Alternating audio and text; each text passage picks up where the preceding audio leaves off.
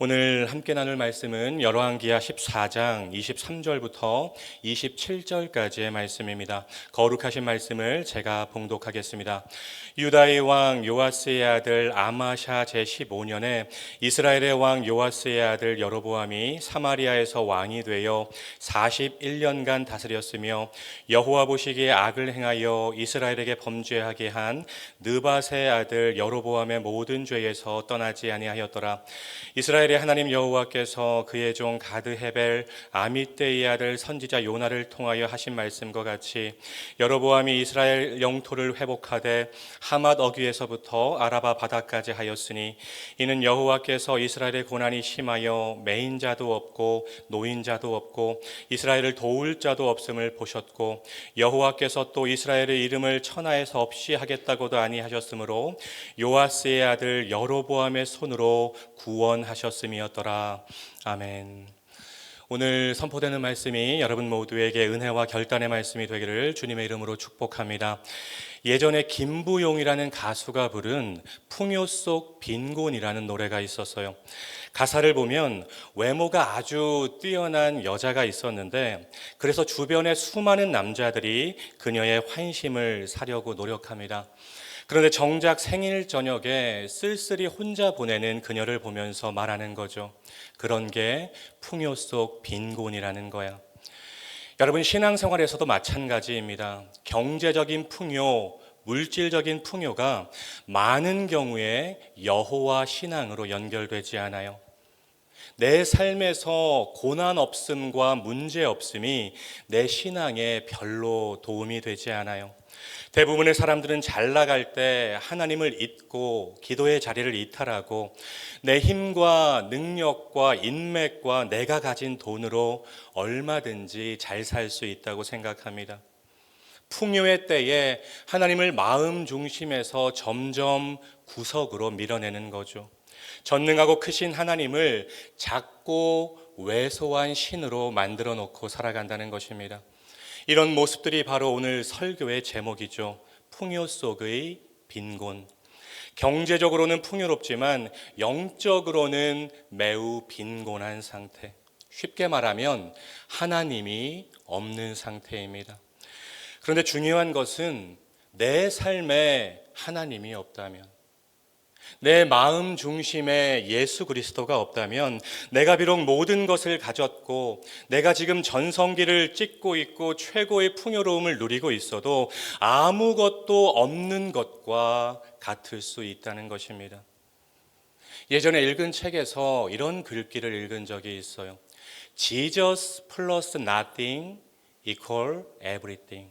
Jesus, 예수 그리스도의 플러스 nothing, 아무것도 더하지 않아도 그 자체로 everything, 모든 것이 된다는 것입니다. 반대로 everything minus Jesus equal nothing. everything, 모든 것에서 minus Jesus, 예수 그리스도를 빼면 nothing, 아무것도 남지 않는 것과 같다는 것이죠. 바라기는 저와 여러분의 삶이 인생의 전성기가 찾아왔을 때 여호와 하나님을 기억하고 풍요의 때에 마음과 삶의 중심에 하나님을 모시고 하나님을 더욱더 붙잡는 삶이 되시기를 주님의 이름으로 축복합니다. 오늘 본문에 나오는 여로보암 2세가 북이스라엘을 통치하던 때가 바로 풍요 속의 빈곤의 때였습니다. 이 시대는 황금 시대, 은빛 시대라고 불릴 정도로 경제적으로 큰 부흥을 경험한 시대였지만 그와 동시에 하나님은 없고 온갖 부도덕과 우상 숭배가 난무하던 시대였다는 것입니다. 이 시기에 활동했던 선지자가 바로 우리가 잘 아는 선지자죠. 호세아 선지자와 아모스 선지자였어요. 두 선지자는 이스라엘의 영적인 상황을 강력하고 신랄하게 비판합니다. 호세아서를 보면 호세아는 이스라엘의 영적인 간음을 저질렀고 도둑질을 일삼는 한마디로 배은망덕한 자녀라고 말하고 있어요. 이스라엘 땅에 하나님을 아는 지식이 없다고 한탄합니다. 아모스는 이스라엘 안에 난무하고 있는 가난한 자들에 대한 압제와 불의, 부도덕을 고발합니다. 사람들이 인애보다 부를 더 사랑하고 의로움보다 편안함을 더 사랑한다고 아모스는 비판하고 있습니다. 여로보암 2세의 때가 겉보기에는 황금시대 같았지만 영적으로는 망해가고 썩어가고 골마버린 시대였다는 것이죠. 여로보암 2세는 북이스라엘의 13대 왕으로 즉위해서 무려 41년 동안 나라를 다스렸어요. 북이스라엘의 모든 왕들 중에서 가장 오랜 기간 통치한 왕이었습니다. 그런데 아이러니하죠. 가장 오래 통치하고 경제적으로도 황금 시대를 열었던 여로보암 2세에 대한 기록이 단지 7절로 끝난다는 것입니다. 열왕기서의 저자는 짧고 부정적으로 그를 평가하고 있어요. 그는 여호와 보시기에 악을 행했다. 그는 베델과 단의 금송아지를 세우고 북이스라엘을 우상 숭배의 길로 인도했던 초대왕 여로보암의 모든 죄에서 떠나지 않았다. 이름도 같았는데, 그래서 여로보암 2세라고 지칭되는데 하는 행동도 똑같았다는 거죠. 여로보암이 행한 모든 죄를 그대로 답습하고 따라갔던 왕이 바로 여로보암 2세였다는 것입니다. 북이스라엘의 6대 왕이었던 오므리 왕도 비슷한 케이스입니다. 오므리 왕은 수도를 사마리아로 옮겨서 왕권을 강화한 다음에 경제를 엄청나게 부흥시켰죠. 얼마나 멀리까지 나가서 무역을 잘하고 교역을 잘했던지 이스라엘을 잘 모르는 나라들은 이스라엘을 오므리 집안이라고 부를 정도였습니다. 오므리는 솔로몬 이후로 이스라엘을 가장 부강한 나라로 만들었던 위대한 군주였어요. 그런데 하나님은 오므리 왕의 이런 업적에 대해서 별로 관심이 없으십니다. 성경은 오므리를 단 2절로 평가하고 있죠. 열왕기상 16장 25절 26절입니다. 오므리가 여호와 보시기에 악을 행하되 그 전에 모든 사람보다 더욱 악하게 행하여 느밧의 아들 여로보암의 모든 길로 행하며 그가 이스라엘에게 죄를 범하게 한 그 죄 중에 행하여 그들의 헛된 것들로 이스라엘의 하나님 여호와를 노하시게 하였더라. 무슨 말인가요? 하나님이 보시기에 성공한 왕은 얼마나 부귀영화를 누리고 많이 가졌고 얼마나 큰 업적을 이루었는가가 아니라 하나님과의 관계에서 얼마나 그분의 인정을 받았는가, 그가 얼마나 힘을 다해서 하나님과의 언약에 충실했고 하나님께 순종했는가, 그의 마음 중심이 얼마나 하나님을 향하고 있었는가, 바로 이것이라는 것입니다. 하나님의 판단 기준은 완전히 다르다는 거죠. 그럼에도 불구하고 하나님은 부족한 통치자인 여로보암 2세를 사용하셔서 이스라엘에게 은혜를 베푸셨던 것입니다. 여로보암 2세 때 이스라엘은 엄청나게 넓은 영토를 정복했어요. 25절 말씀에 잘 기록되어 있죠. 거의 솔로몬 왕 때의 영토를 회복하게 됩니다. 당연히 여로보암 2세의 능력이 아니었죠. 27절은 분명히 말하고 있습니다. 여호와께서 여로보암의 손으로 구원하심이었더라. 여로보암이 그의 손으로 구원한 것이 아니라 여호와께서 여로보암의 손을 사용하셔서 이스라엘에게 회복과 풍요와 번성함을 주셨다는 것입니다. 여러분, 이스라엘은 이거를 깨달았어야 돼요.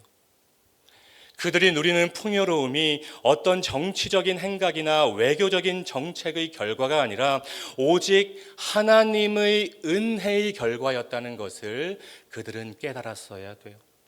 호세아 선지자와 아모스 선지자가 말한 대로 그들이 잘해서가 아니라, 그들이 선하고 국가적으로 하나님을 잘 섬겨서가 아니라 심판을 유보하시는 하나님의 오래 참음과 자비와 사랑의 결과였다는 것입니다. 그러나 이스라엘은 깨닫지 못하고 계속해서 죄의 길을 걸어갔던 것이죠. 그 결과 북이스라엘은 여로보암 2세가 정권을 잡은 지 불과 60년 후인 주전 722년에 아수르에게 멸망당하게 되는 것입니다. 사랑하는 말씀 삶 공동체 성도 여러분, 오늘 열왕기하 14장에 기록된 여로보암 2세를 깊이 묵상하면서 두 가지를 우리 마음에 꼭 기억했으면 좋겠습니다. 먼저는 내가 지금 누리는 풍요와 번성이 내 신앙의 오름을 보장하지는 않는다는 것입니다. 중요한 것이죠. 내가 지금 하나님과 멀어져 있는데, 내가 주일에 교회는 나오지만 실상은 죄의 길을 걸어가고 있는데, 내 마음 중심에 하나님이 없는데, 하나님보다 돈을 더 사랑하고 하나님보다 세상을 더 사랑하고 있는데, 단지 하나님의 오래 참음과 자비하심과 은혜로 누리는 풍요와 번성일 수 있다는 것입니다. 여러분, 다른 것이 위기가 아니에요. 하나님이 없는 흥함, 하나님이 부재하신 상태의 흥함이 가장 큰 위기입니다. 잘 되는 상태인데 뭔가 잘 걸어가고 있는 것 같은데 하나님이 없어요. 이건 오히려 힘들 때보다 더 큰 위기일 수 있다는 것이죠. 돌이키지 않으면 한순간에 빈 포대처럼 날아가고 무너지는 인생이 될 수 있다는 것입니다. 두 번째는 하나님의 평가 기준은 사람의 평가 기준과 완전히 다르다는 것입니다. 여러분, 업적이 아니라 하나님과의 관계에 초점을 맞추셔야 돼요. 사람들의 인정이 아니라 하나님께 인정을 받으셔야 돼요. 외적인 모습보다 내 마음 중심이, 여러분의 마음 중심이 온전히 하나님을 향해 있어야 돼요. 그런 분들의 삶과 가정과 자녀들에게 하나님은 지속적인 축복과 은혜를 부어주실 줄로 믿습니다. 사랑하는 여러분, 우리 인생이 마라를 만났을 때 하나님께 기도하고 엘림을 만났을 때 찬양하는 인생이 되었으면 좋겠습니다. 바로 이것이 형통의 비결이에요. 우리 새벽 시간이지만 한번 믿음으로 따라했으면 좋겠는데요. 한번 따라합시다. 마라를 만났을 때 기도하고 엘림을 만났을 때 찬양합시다.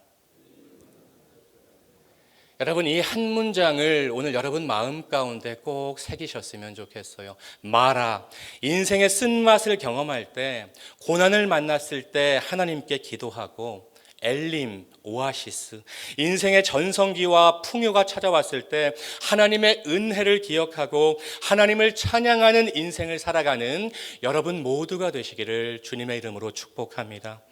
그래서 풍요 속의 빈곤, 풍요 속의 타락이 아니라 풍요 속의 더 큰 부흥, 풍요 속의 더 큰 축복, 풍요 속의 더 큰 은혜를 경험하고 간증하는 저와 여러분, 우리 말씀 삶 공동체 모두가 되시기를 주님의 이름으로 축원드립니다.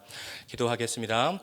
사랑과 은혜가 풍성하신 하나님, 오늘도 새벽을 깨우게 하시고 하나님의 말씀으로 먹이시고 채우시니 감사와 찬양을 올려드립니다. 열왕기하 14장에 기록된 여로보암 2세를 깊이 묵상하면서 풍요의 때에 하나님을 찾게 하시고 하나님께 감사하게 하시고 하나님을 더욱더 붙잡는 인생을 살아가게 하옵소서. 나의 업적이 아닌 하나님과의 관계에 초점을 맞추는 인생, 사람이 아닌 하나님께 인정받는 인생, 마음 중심에 하나님을 모시고 살아가는 인생을 살게 하옵소서. 그래서 경제적인 축복도 받고 영적으로도 더 부흥하고 깊어지는 말씀 삶 공동체 모두가 되게 하옵소서. 예수님의 이름으로 간절히 기도드립니다. 아멘. 계속해서 다음과 같은 기도 제목으로 함께 기도하겠습니다. 지금 들은 말씀이 내 삶으로 이어지게 하옵소서. 동네 세매주 성경 말씀 묵상과 모든 소그룹 동네를 통해 하나님이 예비하신 은혜를 경험하는 말씀 삶 공동체가 되게 하옵소서. 2025년 또 다른 희년 3년의 복이 교구마다 부서마다 가정마다 풍성하게 경험되게 하옵소서. 대한민국이 하나님의 정의와 공의가 강물같이 흐르는 나라가 되게 하옵소서. 하옵소서. 동안클럽을 통해 모든 시니어 분들이 기쁨과 평안을 누리게 하옵소서. 담임 목사님의 모든 사역 가운데 함께 하셔서 사역의 지경이 넓어지고 깊어지게 하옵소서. 육체의 질병과 마음의 질병으로 고통받는 지체들을 주님 권능의 손으로 어루만져 주옵소서. 공동 기도문의 기도 제목과 여러분 각자의 기도 제목으로 기도하신 후에 삶의 자리로 나아가시겠습니다. 함께 기도하겠습니다. 사랑과 은혜가 풍성하신 하나님 감사합니다. 하나님 오늘도 새벽을 깨우게 하여 주시고 하나님의 살아있는 말씀, 운동력 있는 말씀, 활력 있는 말씀으로 저희를 먹이시고 채워주시니 감사와 찬양을 올려드립니다. 하나님 오늘 선포된 말씀 한 귀로 듣고 한 귀로 흘려버리는 말씀이 되지 않게 하여 주시고 우리의 삶 가운데